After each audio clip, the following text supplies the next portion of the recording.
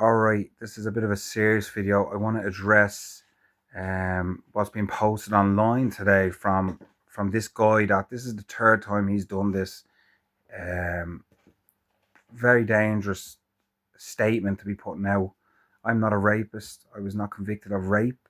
I've never shied away from my past.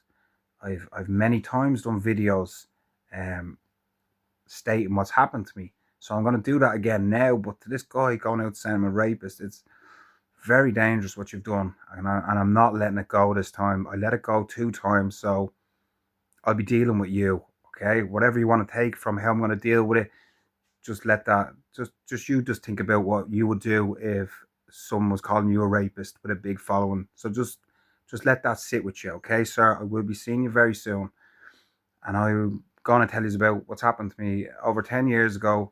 I went on a date with an adult woman into Dublin city centre. We had a lot to drink and ended up going back to my parents' house.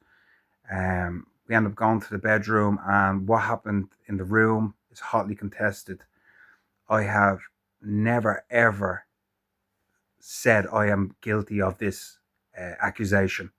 From day one, I said I was set up by this woman. Um, I want to give some background on the woman. The woman is an actress. She tried getting into Hollywood since she's a child. She's been in Irish newspapers since she's a kid, doing her different bits of entertainment, movies, parts on TV shows. A horror script writer. Her movies are on IDMB. Trying to break it in Hollywood. Okay, she was on an Irish soap opera, and then she was actually in an Irish newspaper giving an interview after she got fired, and she said the Irish people are nothing but begrudgers, and nobody's happy to see her success. You'll get a flavour of who this woman was if I was allowed to release her name. It's not very fair that I'm the one that has to. I'm the one that keep on having to fight to clear my name, and this girl gets to live anonymously. Okay, it's not fair, and I'm gonna just give you a bit of background with her. When I'd met her, she just broke up with her husband of 10 years. She was living in some bed sitting. She had a landlord there. While living there, she was involved in this BDSM sex with her landlord. It's all in the court documents.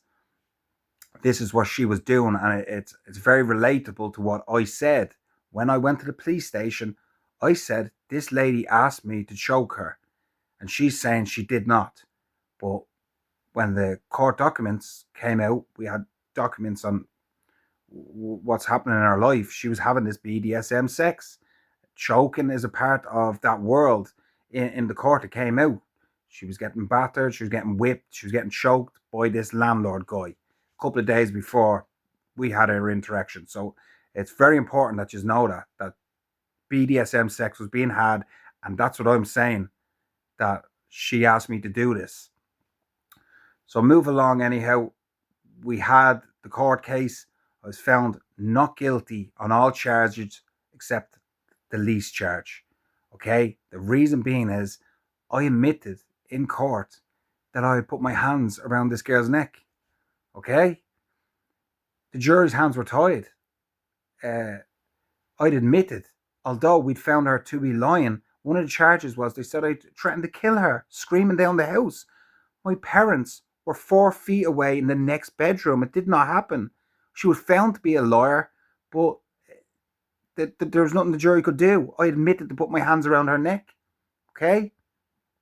And there's more problems to the case now. I was sentenced to 5 years, which would have been for the heavier charges. So I went back on my appeal to get the whole conviction squashed. Unfortunately, the Irish government, the police, there was collusion. They wouldn't deal with it. They didn't squash my conviction. But then when they looked at the severity of the case, we argued that the jury had convicted me of putting my hands around her neck, and I was sentenced on doing one of the higher charges.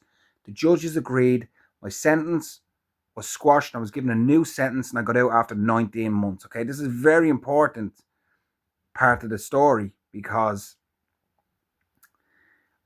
I am now sitting here with a charge for SA, and the judges agreed when I won my appeal that I had not SA'd her.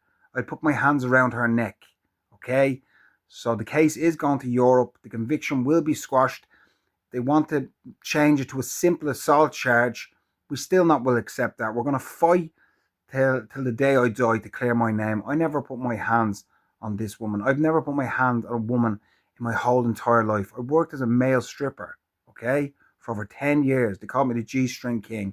I did thousands and thousands of gigs, ran my own company, had guys working for me.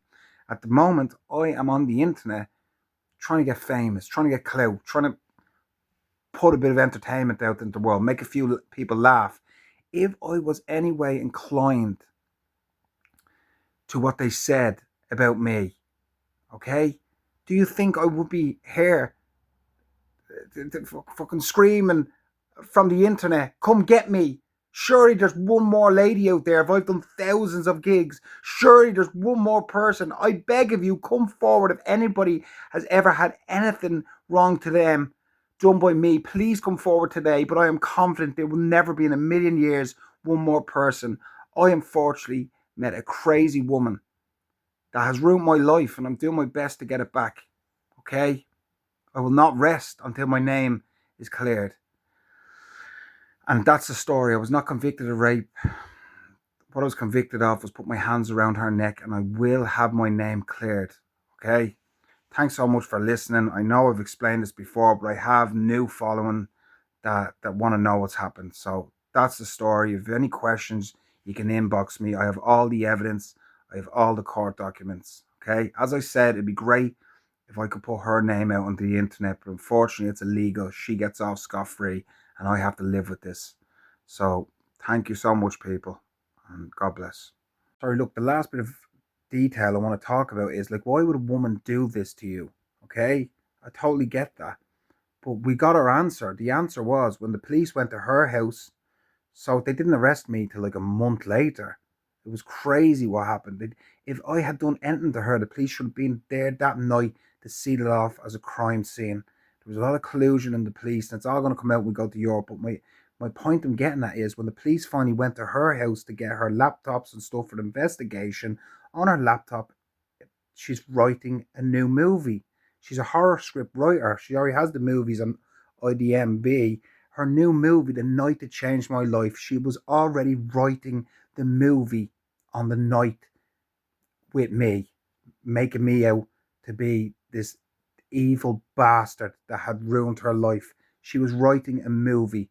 I have all the court documents. I can show anybody close to me that I need to show. Please inbox me. I will show you what's going on. And look, that is the reason. Simple as it was a scorned, dangerous woman, and she picked me to sacrifice my life for the good of hers. Okay, and look, you can believe me or not, but what's happened to me is a Hollywood fucking script. Okay, thank you so much, people. I'll talk to you again.